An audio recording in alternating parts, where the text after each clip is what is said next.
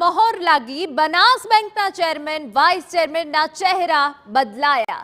Chairman તરીકે ડાહ્યાભાઈ પિલિયાતરની પસંદગી થઈ। વાઇસ ચેરમેન તરીકે કેશુભા પરમારની પસંદગી કરવામાં આવી હોવાની વિગતો। તો આપને જણાવી દઈએ કે જ્યાં પાર્ટી દ્વારા મેન્ડેટ આપવામાં આવ્યું છે અને TV9 દ્વારા પહેલા પણ અહેવાલ પ્રસારિત કરવામાં આવ્યો હતો કે ચહેરા બદલાશે।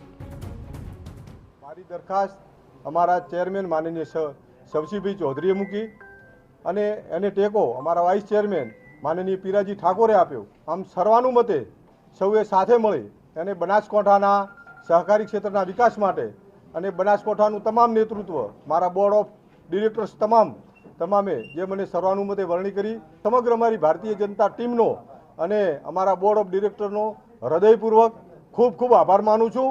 જે સર્વાનુમતે આ જે નિર્ણય લીધો છે આજે એને અમે ખૂબ જ સારી રીતે આવકારીએ છીએ અને ખૂબ ખૂબ અભિનંદન પાઠવીએ છીએ। અને જેમ આજે ધારો કે મેં ખુદ મારી કોઈ ઈચ્છા પણ વ્યક્ત ક્યારેય નથી કરેલી, બીજાની ભલામણો કરેલી, તેમ છતાં પણ આ પાર્ટીએ જે મારી પસંદગી કરી છે, ધારો કે ડિરેક્ટરોમાં હું અમારી લઘુમતી કહેવાય 1 કે 2 ડિરેક્ટર હોય, તેમ છતાં પણ પાર્ટી આપી છે, એ બદલ હું પાર્ટીનો ખૂબ ખૂબ આભાર માનું છું। अलग अलग नामों की चर्चा चाली रही थी, परंतु ए वच्चे बनास बेंकना चेरमेन और वाइस चेरमेनना चेहरा बदलाया। चेरमेन तरीके ડાહ્યાભાઈ પિલિયાતરની પસંદગી થઈ છે, જ્યારે વાઇસ ચેરમેન તરીકે કેશુભા પરમારની પસંદગી કરવામાં આવી છે। આપને જણાવી દઈએ કે જ્યાં સતત બનાસ બેંક કે જે વિવાદમાં રહી હતી અને તે વચ્ચે ચહેરા બદલાયા છે। કેમ ડાહ્યાભાઈની પસંદગી થઈ?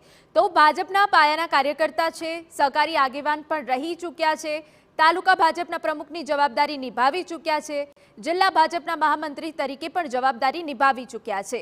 ડાહ્યાભાઈની પસંદગી કરવામાં આવી છે। આપને જણાવી દઈએ કે જ્યાં ચેરમેન પદે તેમની વરણી થઈ છે, પાયાના કાર્યકર રહ્યા છે અને જિલ્લા ભાજપના મહામંત્રી તરીકે પણ જવાબદારી નિભાવી ચૂક્યા છે। બહોળો અનુભવ ધરાવે છે, કાર્યકર્તા તરીકે તેમની સારી કામગીરી રહી છે અને તે વચ્ચે તેમની ચેરમેન તરીકે પસંદગી કરાઈ છે।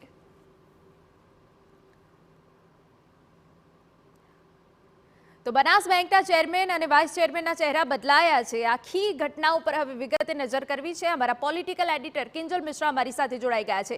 કિંજલ, જે રીતે વાત કરવામાં આવે કે TV9ની ખબર પર ફરી એક વખત મહોર લાગી છે, ચહેરા બદલાશે તેવી શક્યતા વ્યક્ત કરવામાં આવી હતી અને ચેરમેન અને વાઇસ ચેરમેનના ચહેરા બદલાયા છે। આ ચહેરા બદલવા પાછળનું કારણ આપ શું જોઈ રહ્યા છો?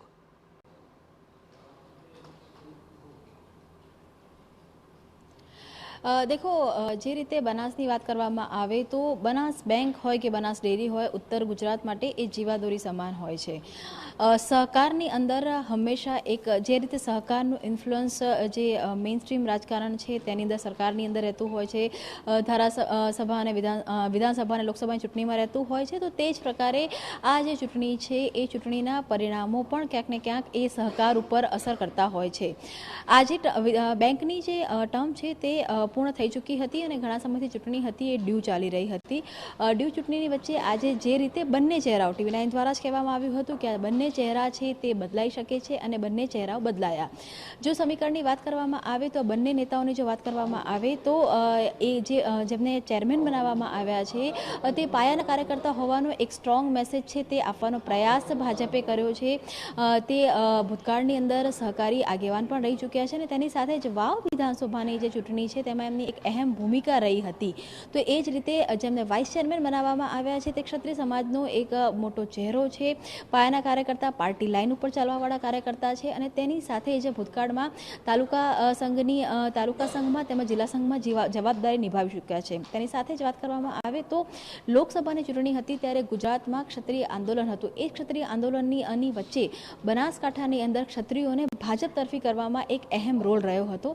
તો કહી શકાય કે આજે બંને જ નેતાઓ છે, બંને ચહેરાઓ છે, તેમની ભાજપ તરફની જે લોયલ્ટી છે તેની સાથે જ જે રીતે વાવ વિધાનસભાની પેટા ચૂંટણી હોય કે પછી બનાસકાંઠા લોકસભાની ચૂંટણી હોય, એ બંનેના એક રિવોર્ડ છે તે મળ્યા છે। તેની સાથે જ બનાસ બેંકના જે બંને ચહેરાઓ છે તેનામાં પણ બદલાવ આવ્યો છે। બિલકુલ, આભાર કિંજલ। તો આપને જણાવી દઈએ કે જ્યાં ચેરમેન અને વાઇસ ચેરમેનની વરણી કરવામાં આવી છે, ચહેરા બદલાયા છે। આપને જણાવી દઈએ કે ચેરમેન તરીકે ડાહ્યાભાઈ પિલિયાતરની પસંદગી થઈ છે, જ્યારે વાઇસ ચેરમેન તરીકે કેશુભા પરમારની પસંદગી કરાઈ છે।